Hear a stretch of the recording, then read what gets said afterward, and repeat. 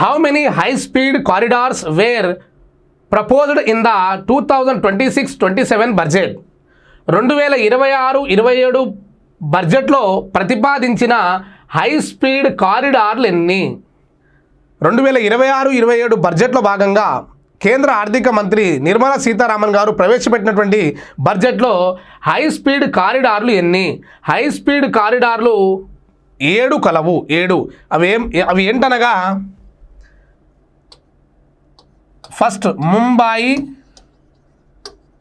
To Pune, second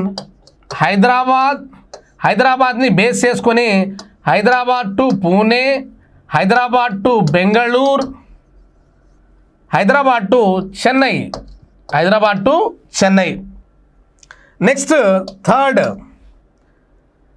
Delhi to Varanasi.